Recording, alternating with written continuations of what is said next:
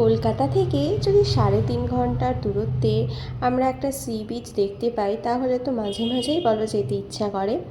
তো তোমরা জানো আমরা কিছুদিন আগে বকখালি গেছিলাম। তো আমাদের যখনই কোনো ভালো লাগে না কিছু, অনেক দিন কোথাও ঘুরতে যাইনি, তখনই মনে হয় যে একটু চলো বকখালি ঘুরে আসি, গাড়ি করে বেরিয়ে পড়ি। হোটেল হচ্ছে এখানে এই যে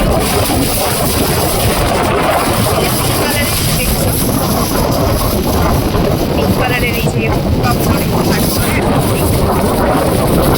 আর সেখান থেকে তো এই হোটেলটা এই জন্যই এত ভালো লাগে যে একদম হোটেল থেকেই সি দেখা যায়, ভীষণ ভালো লাগে। তো এখন আমরা আপাতত এখানে একটু থাকবো, থেকে তারপর লাঞ্চ করবো। চারটার হয়নি অবশ্য, স্টার্ট করে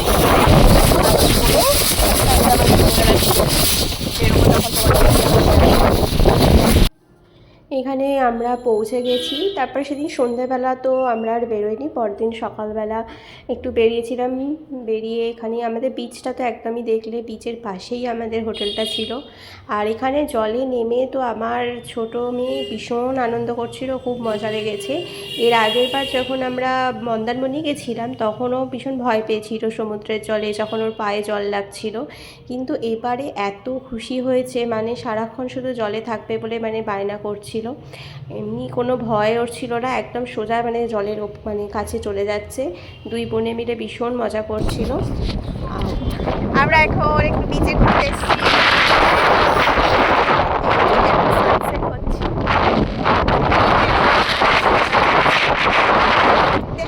হাওয়া দিচ্ছে আর এই যে কি এখন জলে নামবে, ও জলে নেমে খুব মজা লেগেছে।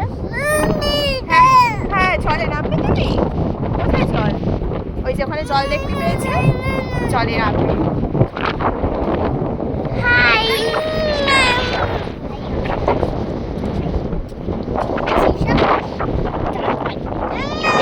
ওই দেখো দেখো দেখো দেখো। আর এখানে বিচটা এত সুন্দর লাগে, সানসেট হচ্ছে। এই যে এখানে জল আছে, এখানে জলেও নাম। ওর সকালবেলা আমরা গেছিলাম সমুদ্রে, নেমেছিল আর খুব ভাল লেগে গেছে। কি কোথায় রাখবে তুমি? আচ্ছা চলো আমরা ওখানে যাবো। আমরা ওইখানে একটা বিচে আচ্ছা এখন রাখছি, পরে আবার তোমাদের সাথে কথা বলবো। টাটা। এখানে এত হাওয়া দিচ্ছে, দেখো বালির কীরকম ঝড় আসছে, আর এদিকে সানসেট হচ্ছে। আর সি বিচের এই টাইমটাতে এত ভালো লাগে, ঠিক সানসেট হয়। আর এখানে সব সময় খুব হাওয়াটা এত ভালো লাগে, হাওয়া দেয় যেটা আমি মন্দারমণিও গেছি, দীঘা গেছি, পুরীতে গেছি, সেই হাওয়াটা কিন্তু ঠান্ডা হাওয়া। আর এখানে দুই বোনে মিলে বালি ঘাটছে, আর ভীষণ ওরা মজা পায় সি বিচে গেলেই দেখি, যখন নিজের মতো করে এদিক ওদিক করে ঘুরতে থাকে। আর এই জায়গাটা ভীষণ ফাঁকা, নিজেরা খেলতেও পারে, কোনো অসুবিধা হয় না।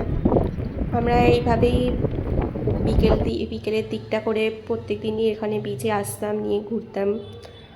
আর এখন একটু সমুদ্রের দিকে যাচ্ছি, তবে একটু অন্ধকার হয়ে গেলেই সিকিউরিটিরা একদম কিন্তু অ্যালাউ করে না, ওরা তখন এখান থেকে সরে আসতে বলে। তো যাই হোক, তোমাদের কেমন লাগলো ভিডিওটা কমেন্ট করে অবশ্যই জানিও।